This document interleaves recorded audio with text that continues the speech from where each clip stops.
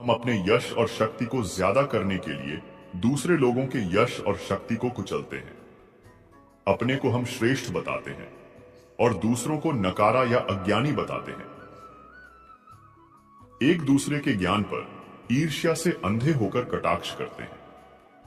ये सभी घोर और जघन्य बुरे कर्मों की श्रेणी में आते हैं। बुरे और अच्छे कर्म का निर्धारण करने के लिए आप महीने में सिर्फ एक बार ध्यान में, योग में, साधना में मरने की कल्पना करो कि मैं मर रहा हूं। जब आपको लगेगा कि मैं मर रहा हूं और मेरे प्राण निकलने वाले हैं, तो उस समय आपके एक महीने के सभी बुरे कर्म और अच्छे कर्म आपके पास आ जाएंगे और आपकी चारपाई के चारों तरफ घेरा बना लेंगे।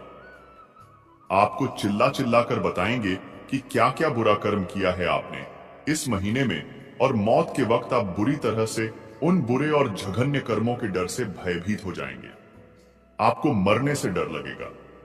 इसी प्रकार आपके सभी अच्छे कर्म भी आपके चारों तरफ होंगे और बोल रहे होंगे, जाओ खुश होकर मरो। आपने दुनिया के लिए अच्छे कर्म किए हैं, आपको स्वर्ग मिलेगा और चैन से मृत्यु को प्राप्त करोगे। जब भय के कारण मृत्यु होती है तो आत्मा का जाने का रास्ता बुरे मार्ग से होता है, और जब प्रसन्न मुद्रा में मृत्यु होती है तो आत्मा का जाने रास्ता अच्छे मार्ग से होता है। अपने बुरे और अच्छे कर्मों का विश्लेषण रोजाना सोने से पहले अवश्य करना चाहिए। ऐसा करने से आपके जीवन में आनंद कूट कूट कर भर जाएगा। आप किसी की जान बचाने के लिए झूठ बोल रहे हैं तो वो झूठ बुरे कर्म की श्रेणी में नहीं आएगा, क्योंकि आपकी नीयत साफ थी। लेकिन अगर आप किसी का धन लूटने, उसे नीचा दिखाने या बदनाम करने की नीयत से झूठ बोल रहे हैं तो फौरन आपके कर्म खराब हो जाएंगे। कर्म को बेहतर बनाने का एक और तरीका है ध्यान का अभ्यास करना। ध्यान से हम अपने मन को शांत करते हैं और यह शांत मन हमें अच्छे निर्णय लेने में मदद करता है। यह हमें अपने कार्यों को सही तरीके के लिए प्रतिबद्ध करता है। मेडिटेशन करने वाले लोगों को अपने कार्यों में अक्सर सफलता मिलती है, क्योंकि वह एकाग्र मन से अपने काम करते हैं। ऐसे लोगों को छल कपट करने की जरूरत नहीं होती। ये लोग अपनी मेहनत और लगन से आगे जाते हैं। कई बार हम कुछ ऐसे कार्य करते हैं जो हम करना नहीं चाहते, पर वह पूर्व जन्म के कर्म के आधार पर निश्चित होते हैं, जिस कारणवश वह कार्य किसी न किसी माध्यम से पूर्ण हो ही जाता है। जैसे ही पूर्व जन्म का हमारा चक्र समाप्त हो जाता है, व्यक्ति को उसी समय मोक्ष की प्राप्ति हो जाती है। हमारे शास्त्रों में इस बात का उल्लेख मिलता है कि 84 लाख योनियों के बाद मनुष्य का जन्म प्राप्त होता है। ऐसा कहा जाता है कि यदि अच्छे कर्म बुरे कर्म की तुलना में अधिक हैं, तो बुरे कर्मों का फल इसी जन्म में और अच्छे कर्मों का फल अगले जन्म में मिलना निर्धारित होगा। इसी तरह यदि मनुष्य द्वारा किए गए कर्म में बुरे कर्म अच्छे कर्मों की तुलना में अधिक हैं, तो इस जन्म में अच्छे कर्म भोगने होंगे, जबकि बुरे कर्मों को भोगने के लिए अगला जन्म निर्धारित होगा। मनुष्य को अपने घर परिवार की आवश्यकताओं का ध्यान रखना चाहिए। अधिक पैसा होने के बावजूद जरूरत होने पर उसे संभाले रखना भी बुरा कर्म बताया गया है। उस धन का इस्तेमाल मुसीबत के समय अवश्य करें। धन बचाने का लालच ना करें। अपनी आय से अधिक खर्च न करें और अपने सामर्थ्य के अनुसार ही दान पुण्य करें। अपनी क्षमता से अधिक दान पुण्य और खर्च आपको पाप का भोगी बना सकता है। हमेशा अच्छे लोगों की में संगत में रहें और दुष्ट छल कपटी की संगति से खुद को बचाकर रखें। बुरी संगति हमें अक्सर बुरे परिणाम ही देती है। कभी भी खुद के स्वार्थ के लिए दूसरों का अहित करने का न सोचें।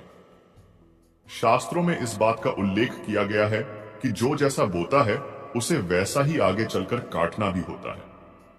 कभी किसी व्यक्ति से कुछ छल से छीनने का प्रयास न करें। इसे किए गए सभी पुण्य नष्ट हो जाते हैं और आप पाप के भागीदार बन जाते हैं। पुराणों में इस बात का उल्लेख मिलता है कि किसी भी मनुष्य द्वारा किए गए बुरे कर्मों का परिणाम उसके जन्म से लेकर मृत्यु और उसके बाद तक दुखों का कारण बनता है। वह अपनी हर अवस्था में दुख भोगता है।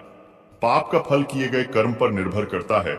यदि आपके द्वारा किए गए कार्य बुरे हैं और वो अच्छे कर्मों की तुलना में अधिक है, तो इसका फल आपको अगले जन्म में भोगना होगा। यदि बुरे कर्म कम है तो इसका भुगतान आपको इसी जन्म में करना होगा। इस प्रकार यह चक्र चलता रहता है। संसार में सबसे मोटा पाप स्त्री का अपमान करना बताया गया है। स्त्री को सृजनकर्ता का दर्जा दिया गया है, और यदि स्त्री का अपमान किया जाएगा तो वह व्यक्ति सबसे मोटे पाप का भोगी माना जाता है। श्रीमद् भागवत गीता में द्रौपदी का अपमान ही महाभारत जैसे युद्ध का कारण बना था। अगर भरी सभा में द्रौपदी का अपमान नहीं होता तो क्यों होता इतना भारी युद्ध? पुण्य किसी के द्वारा निस्वार्थ भाव से की गई सहायता, सकारात्मक विचार, द्वेष भावना, लोभ बाद के दिनों में भोगने को मिलता है। गीता के अनुसार जो कर्म निष्काम भाव से ईश्वर के लिए जाते हैं वे बंधन नहीं उत्पन्न करते, वे मोक्ष रूप परमपद की प्राप्ति में सहायक होते हैं। इस प्रकार कर्मफल तथा आसक्ति से रहित होकर ईश्वर के लिए कर्म करना वास्तविक रूप से कर्मयोग है, और इसका अनुसरण करने से मनुष्य को अभ्युदय तथा खुशी की प्राप्ति होती है। एक व्यक्ति दूसरे को मूर्ख या बेवकूफ कह देता है तो बहस हो जाती है, परंतु एक पिता अपने पुत्र को मूर्ख या बेवकूफ कहता है तो कुछ नहीं होता, कोई बुरा नहीं मानता। इसीलिए कहा गया कि मन ही प्रधान है।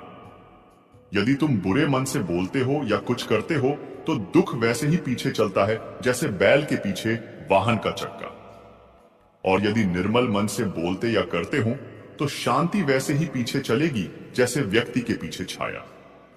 हर एक इंसान का कर्म ही उसके सुख और दुख का भागी होता है। सही कर्म उसके सुख का भागी होता है और गलत कर्म उसके दुख का भागी होता है। एक बार की बात है, एक गांव में संत महाराज का प्रवचन चल रहा था। उसी समय प्रवचन देते समय सभा के एक कोने से आवाज आई। एक विधवा ब्राह्मणी अपनी गोद में एक बच्चे को उठाए आई। संत महाराज के चरणों में बालक को रखकर बोली, महात्मा जी, मौत का दुख क्या होता है यह मुझसे पूछो। मेरा एकमात्र लाल मुझसे दूर चला गया। उस मृत बालक को गोद में लेकर संत महाराज बोले, बालक बहुत सुंदर है और उससे भी सुंदर उसकी मां है। यदि मैं तुम्हारे बालक को जीवित कर दूं तो? विधवा ब्राह्मणी बोली, महाराज, मेरा बेटा मुझे वापस मिल जाए तो मैं अपना सर्वस्व न्योछावर कर सकती हूं। संत महाराज ने उत्तर दिया, ठीक है, तुम मुट्ठी भर पीली सरसों के दाने लाकर दो। वह विधवा दाने लेने के लिए तेजी से जाने लगी तो संत महाराज बोले, मां, ये पीली सरसों के दाने ऐसे घर से लाना जहां कभी कोई मृत्यु ना हुई हो। महात्मा की बात सुनकर विधवा तेजी से गई, एक दरवाजे पर गई और भीख के लिए पुकार लगाई। गृहपति ने दरवाजे पर आकर पूछा, क्या चाहिए? केवल मुट्ठी भर पीली सरसों के दाने। गृहपति सरसों के दाने लेने के लिए घर में घुसने लगा तो उन्हें रोककर विधवा बोली, श्रीमान, दाने लाने से पहले यह बतलाइए कि कभी आपके परिवार में किसी की मृत्यु तो नहीं हुई? गृहपति ने उत्तर दिया, मां, क्या कहती हो? इस समय तो घर में पिता दादा सब मौजूद हैं, पर उनके पिता कहां हैं? ऐसा कौन सा घर है जहां कभी किसी की मृत्यु ना हुई हो? ब्राह्मणी की आंखें खुल गईं। वह संत महाराज के पास पहुंची और बोली, मुझे ऐसा कोई घर नहीं मिला जहां कभी कोई मृत्यु ना हुई हो। सब प्राणी अपने कर्मों का फल भोगते हैं। मेरी आंखें खुल गई हैं, ये सब मेरे कर्मों का ही फल होगा। कहा जाता है कि व्यक्ति के कर्म कभी उसका पीछा नहीं त्यागते। हमारे वर्तमान जीवन में जो कुछ भी अच्छा या बुरा घटित होता है उसके पीछे कहीं ना कहीं हमारे पूर्व जन्म के कर्म मिले हुए होते हैं। पूर्व जन्म के कर्मों के आधार पर ही आपका भाग्य निर्धारित होता है। यदि आपके पिछले कर्मों में पाप की भागीदारी ज्यादा होगी तो आपका आज का जीवन भी कष्टमय होगा और आपको दुर्भाग्य का सामना करना होगा। लेकिन परमेश्वर ने कर्म करने की शक्ति मनुष्य को हर जन्म में दी है। अगर आप इस जन्म में भी बेहतर और पुण्यदायी काम करते हैं तो अपने पूर्व जन्म के तमाम पापों का अंत कर सकते हैं और अपने दुर्भाग्य को सौभाग्य में बदल सकते हैं। ऐसे कामों के बारे में जो आपके पूर्व जन्म के पाप को कम करने में मददगार साबित हो सकते हैं, बस उन्हें करते समय आपकी मंशा एकदम शुद्ध होनी चाहिए। अगर आप जाने अनजाने किए गए पापों से मुक्ति चाहते हैं तो बेजुबानों की सेवा करें। गाय, कुत्ता, पक्षी, चींटी, मछली आदि को नियमित रूप से भोजन कराएं। जरूरतमंद लोगों की मदद करें। गीता, रामायण, सुंदरकांड आदि कोई भी पाठ कुछ देर नियमित रूप से करें। इससे आपका मन शुद्ध होगा और आपके पिछले जन्म के पाप कटेंगे। आप जहां भी जाते हैं, जो कुछ भी करते हैं, आपके कर्म ही आपको शांतिपूर्वक देख रहे होते हैं। किसी भी दिन आपको आपके कर्म का फल पृथ्वी पर वहन करना ही होता है। इसीलिए हर समय उचित कर्म करना अनिवार्य है।